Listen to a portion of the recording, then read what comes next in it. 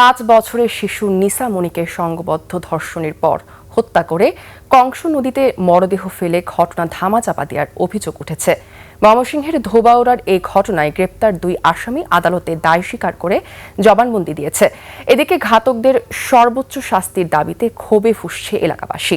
ময়মনসিংহ প্রতিনিধি SM জাহাঙ্গীর আলমের তথ্য ও ভিডিওতে আরও জানাচ্ছেন মোনার হোসাইন। ময়মনসিংহের ধোবাউড়ার টাঙ্গাটি মধ্যপাড়ায় রোববার নিখোঁজ হয় 5 বছরের শিশু নিসা মনি।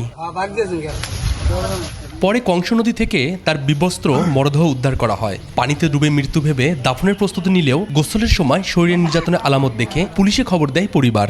রাত নিয়ে গেছে বাসায়, নেওয়ার পরে যে সময় গোসল টুসল করাইছে তখন তারা বুঝতে পারছে এটা স্বাভাবিক মরা না।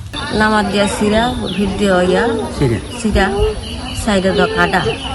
পুলিশ মরদেহ ময়নাতদন্তে পাঠিয়ে 3 সন্দেহভাজনকে আটক করে। জিজ্ঞাসাবাদে আরিফ ও রাকিব অপরাধ স্বীকার করলে তাদের গ্রেপ্তার দেখায় পুলিশ। পরে আদালতেও দায় স্বীকার করে তারা।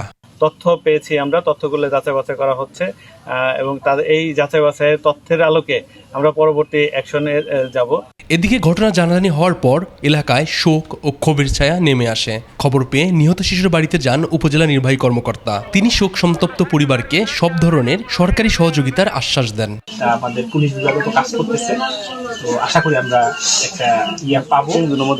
আপনাদের আইনগত বিষয়ে যে লাগে এই বিষয়গুলো আমরা দেখবো। নৃশংস এই হত্যাকাণ্ডের ঘটনায় ফুঁসে উঠেছে পুরো এলাকা। দোষীদের দ্রুত ফাঁসির দাবিতে মানববন্ধন সহ নানা কর্মসূচি দিয়েছেন স্থানীয়রা। সেটার বিচার আমরা চাই এবং ওই শাস্তিকারীদের ফাঁসি না হওয়া পর্যন্ত আমরা আমাদের আন্দোলন চালাই। মোনার হোসাইন, 21 টেলিভিশন।